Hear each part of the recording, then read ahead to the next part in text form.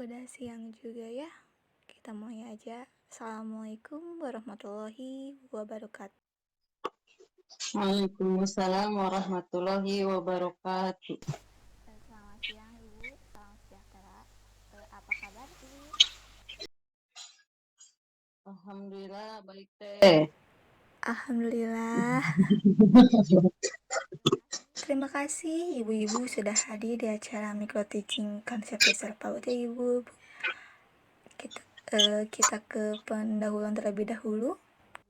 Guru merupakan seseorang yang telah mengabdikan dirinya untuk mengajarkan suatu ilmu, mendidik, mengarahkan, dan melatih muridnya agar memahami ilmu yang diajarkannya. Di peran guru itu sangat penting bagi anak-anak. Bagaimana dalam filosofi Jawa, bahasa Jawa, ada dua kata, yaitu digugu dan ditiru. Artinya perkataannya harus bisa dijadikan panutan dan dapat dipertanggungjawabkan. Nah, dengan ini ibu-ibu harus memahami terlebih dahulu konsep dasar PAUD. Jadi harus lebih memahami konsep dasar PAUD yang akan dibawakan oleh pemateri kita, Ibu Ai. Ibu Ai, dipersilahkan.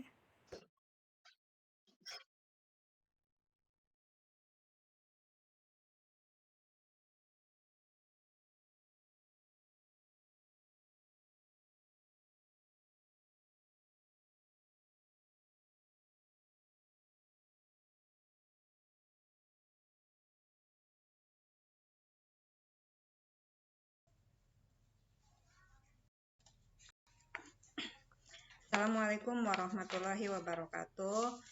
Terima kasih teman-teman sudah hadir di Google Meet dengan undangan dari saya dalam kegiatan micro teaching PCP Diksar Apaudi Provinsi Jawa Barat.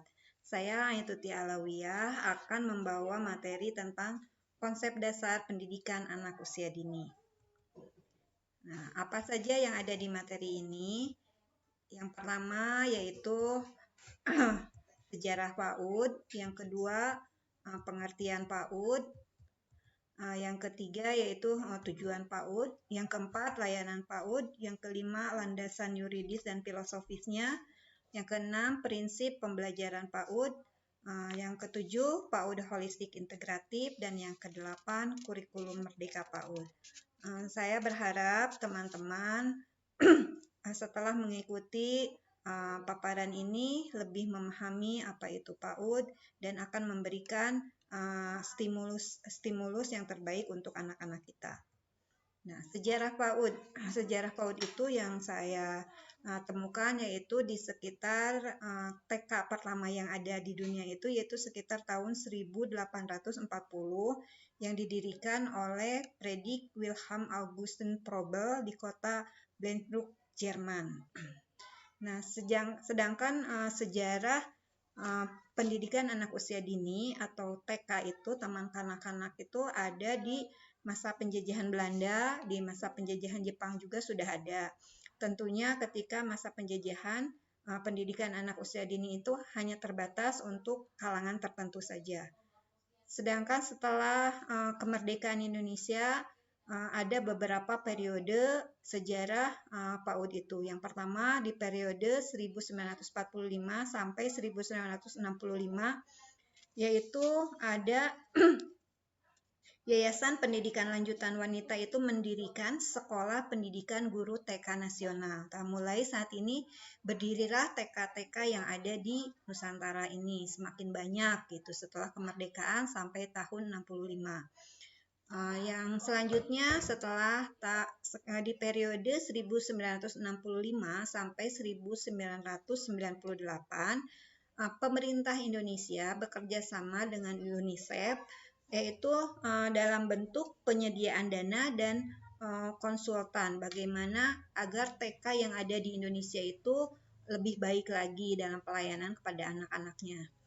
Nah, di periode selanjutnya yaitu di tahun 1998 sampai 2003 adanya kebijakan otonomi khusus daerah. Nah, ketika otonomi khusus daerah diberlakukan, otomatis ada berpengaruh kepada otonomi pendidikan, yaitu pemerintah daerah memiliki kebebasan gitu untuk menyediakan dana, untuk membuat kebijakan tentang pendidikan yang ada di lembaganya.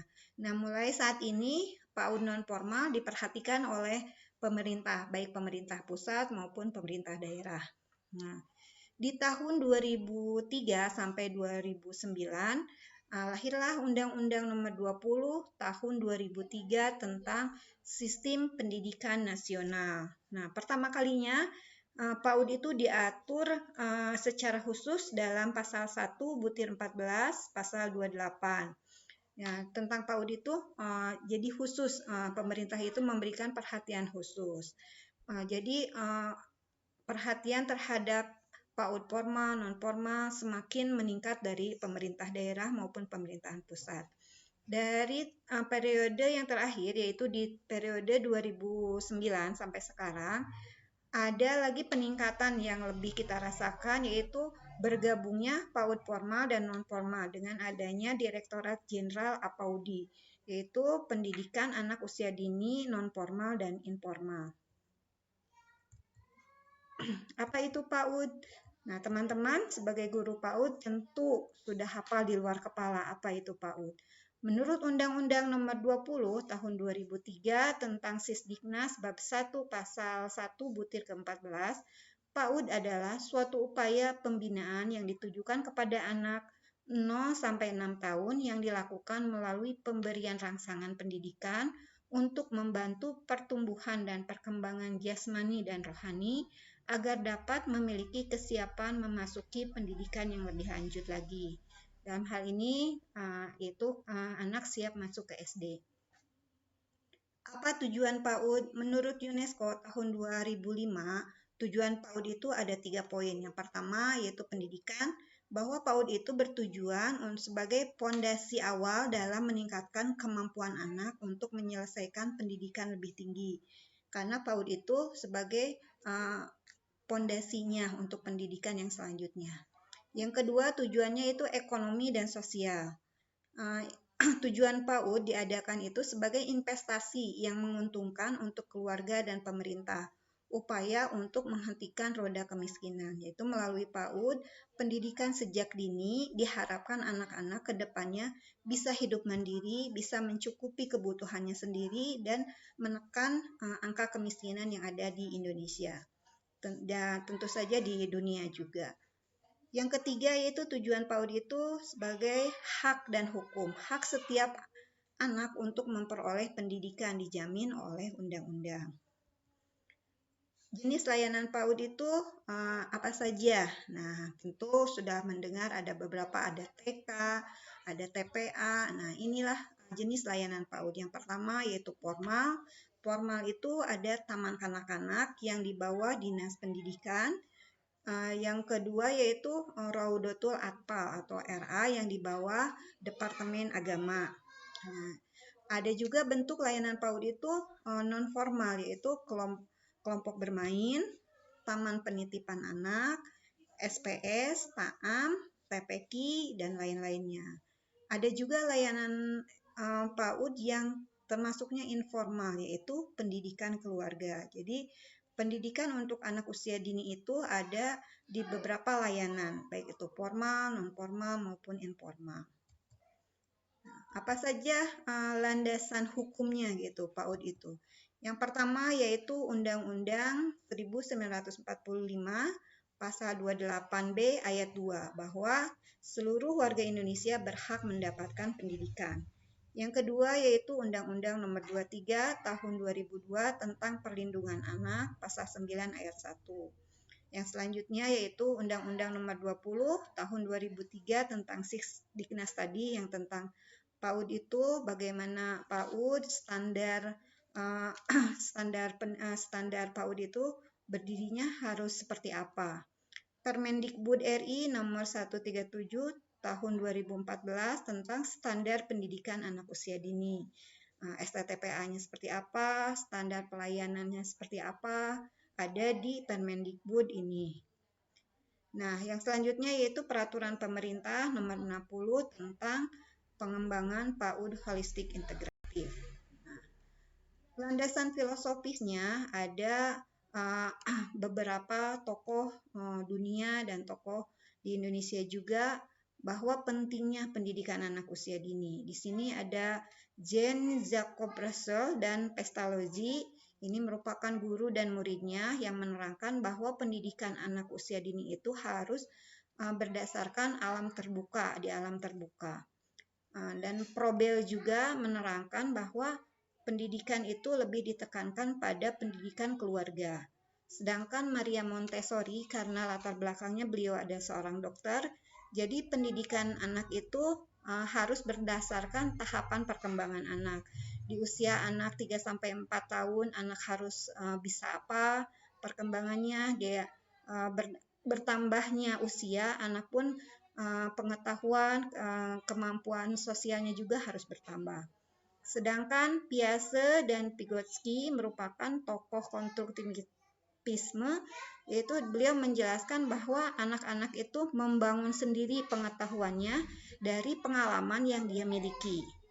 Dan Ki Hajar Dewantara merupakan tokoh nasional kita dengan semboyan Tuturi Handayani, Ingar Susung Tulodo. Nah, ini banyak sekali petuah-petuah beliau yang dijadikan sebagai semboyan di pendidikan di Indonesia. Nah, Muhammad Syafi'i itu merupakan tokoh dari Sumatera Barat yang mendirikan pendidikan anak usia dini berdasarkan nasionalisme dan keislaman. Nah, sedangkan yang kedua terakhir, Kiai Haji Ahmad Dahlan dan Nyi Siti Walidah merupakan pendiri Muhammadiyah. Beliaulah yang mendirikan RA yang pertama di Indonesia, Raudatul Atfal gitu. Dari organisasi Aisyah berdirilah RA yang sejajar dengan taman kanak-kanak yang ada di Indonesia. Nah, untuk selanjutnya kita akan ice breaking dulu dengan gerak dan lagu yang kita akan lakukan bersama-sama. Boleh kameranya dibuka ya teman-teman. Gerakan dan lagunya ringan saja supaya kita tidak ngantuk untuk melanjutkan ke materi selanjutnya.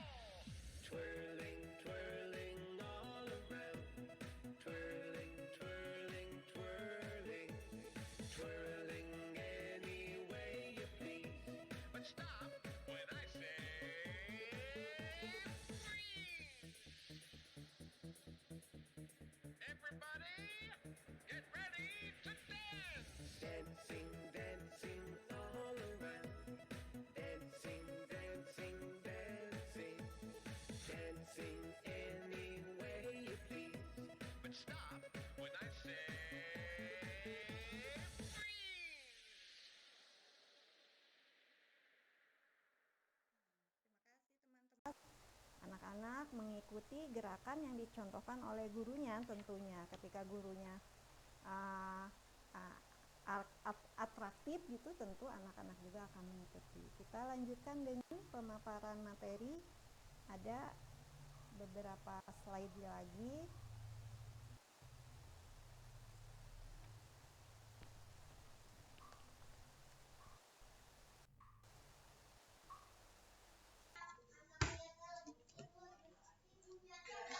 Baiklah teman-teman, kita lanjutkan dengan prinsip pembelajaran di PAUD. Kita sebagai pendidik harus memperhatikan prinsip-prinsip pembelajaran yang ada di PAUD.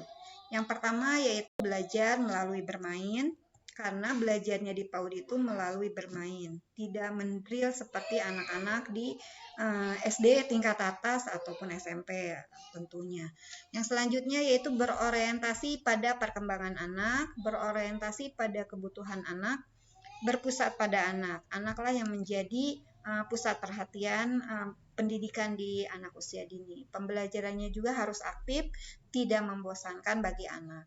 Berorientasi pada pengembangan nilai-nilai karakter, baik itu karakter keagamaan, nilai agama dan moralnya, karakter tentang kemandirian anak, karakter kecintaan kepada tanah air. Berorientasi pada pengembangan kecakapan hidup.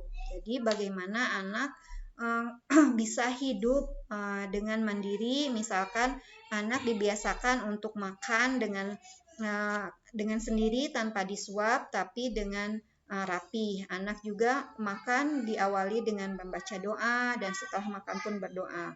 Bagaimana anak bisa memakai kaos kaki dan sepatu sendiri, dan bagaimana anak bisa terbiasa merapihkan barang-barangnya sendiri. Dan yang selanjutnya yaitu berorientasi pada pembelajaran yang demokratis. Ini sesuai dengan kurikulum Merdeka di PAUD, bahwa anak-anak itu akan memberikan idenya gitu. Nanti apa yang akan kita pelajari itu berdasarkan dengan minat anak. Anak minatnya belajar apa nih? Nah, itulah yang akan dipelajari di kurikulum Merdeka PAUD. Nah, yang selanjutnya didukung oleh lingkungan yang kondusif. Lingkungannya juga harus aman untuk anak-anak. Pemanfaatan media belajar, sumber belajar, dan narasumber. Kita tidak usah terlalu jauh atau terlalu canggih memakai sumber belajar. Pakai saja yang ada di lingkungan terdekat di lembaga kita. Yang selanjutnya yaitu tentang PAUD Holistik Integratif. Di sini ada 4 poin. Yang pertama, pendidikan, yaitu bahwa PAUD itu merupakan kegiatan stimulus bagi anak-anak, baik itu fisik motoriknya, kognitifnya, bahasanya, sosial emosinya. Nah, ini di poin di pendidikan. Sedangkan di layanan kesehatan, PAUD Holistik Integratif itu harus ada layanan kesehatannya. Bekerja sama dengan puskesmas setempat, yaitu anak diperiksa kesehatan matanya, kesehatan kulitnya, kesehatan nafasnya juga gitu, diperiksa oleh dokter yang kompeten. Yang selanjutnya yaitu layanan gizi dan nutrisi. Di PAUD Holistik juga ada pengenalan dan pembiasaan anak-anak untuk makan makanan yang bergizi. Dan yang selanjutnya yaitu ada kegiatan parenting juga bagi orang tuanya. Bagaimana cara mendidik dan mendampingi anak-anaknya di rumah. Dan yang selanjutnya yaitu tentang kurikulum Merdeka di PAUD. Ada pembaruan di tahun ini bahwa kurikulum itu harus berubah sesuai dengan perubahan zaman juga. Di peraturan pemerintah nomor 4 tahun 2022 bahwa pendidikan itu harus berlandaskan Pancasila, Undang-Undang Dasar 45, NKRI, dan Bhinneka Tunggal Ika. Mulai dari PAUD sampai perguruan tinggi harus berlandaskan poin-poin ini. Yang lebih khusus lagi untuk STTPA PAUD, standar tingkat perkembangan pendidikan anak usia dini, yang dulunya 6 poin itu nilai agama moral, fisik motorik, kognitif, bahasa, dan sosial emosional, serta seni yang dulu itu di kurikulum 2013. Nah, sekarang seni itu tidak ada di kurikulum Merdeka karena diintegrasikan dengan 5 aspek yang tadi. Tetapi muncul nilai Pancasila di STTPA PAUD di kurikulum Merdeka ini. Yang selanjutnya yaitu KOSP, merupakan pengganti dari KTSP. KOSP itu kepanjangan dari Kurikulum Operasional Satuan Pendidikan. Prinsipnya itu diversifikasi sesuai dengan kondisi satuan pendidikannya, potensi daerah, dan peserta didik. Jadi, KOSP satu daerah dengan daerah lain pasti akan berbeda. Misalkan KOSP di daerah pesisir pasti akan berbeda KOSP-nya dengan daerah PAUD yang ada di perkotaan. Yang selanjutnya yaitu capaian pembelajaran. Kalau dulu di kurikulum 2013 ada istilahnya KI dan KD, nah sekarang di kurikulum Merdeka itu ada 3 poin. Ketika apapun kegiatan pembelajarannya harus mengacu pada 3 poin itu. Yang pertama, nilai agama dan budi pekerti. Yang kedua, jati diri. Yang ketiga, dasar-dasar literasi, matematika, sains, teknologi, rekayasa, dan seni. Atau lebih disingkatnya STEAM gitu. Nah, dalam standar proses masih sama, yaitu perencanaan pembelajaran, pelaksanaan pembelajaran, penilaian proses pembelajaran. Dalam standar penilaian, kita tidak harus 2 atau 3 jenis penilaian. Dalam satu hari kita boleh memilih satu saja jenis penilaian yang akan kita pakai. Baik itu mau catatan anekdot, checklist, hasil karya, atau foto berseri. Nah, itu mungkin yang bisa saya sampaikan untuk hari ini. Terima kasih. Ki Hajar Dewantara mengatakan bahwa anak-anak hidup dan tumbuh sesuai kodratnya sendiri. Pendidik hanya dapat merawat dan menuntut tumbuhnya kodrat itu. Terima kasih atas kesediaannya dalam pemaparan siang ini. Wassalamualaikum warahmatullahi wabarakatuh.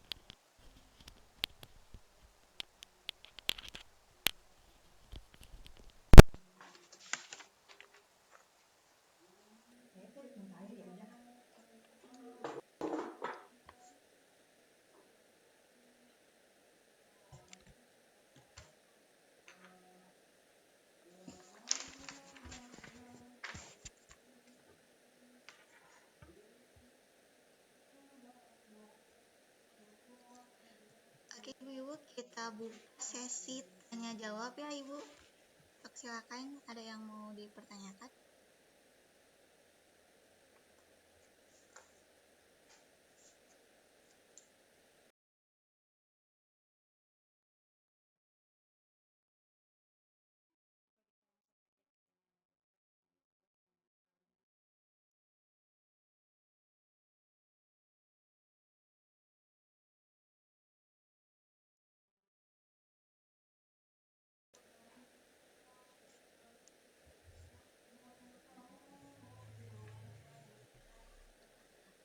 Oke, kalau nggak di sini kita buka sesi tanya jawabnya nanti di kolom komentar YouTube. Nanti kami akan upload di YouTube ya Bu. Nanti tinggal dilihat saja bagaimana nanti Ibu kalau misalnya baru kepikiran mau bertanya nih tentang materi konsep dasar PAUD. Nah, Ibu tinggal tulis di kolom komentarnya apa yang mau dipertanyakan.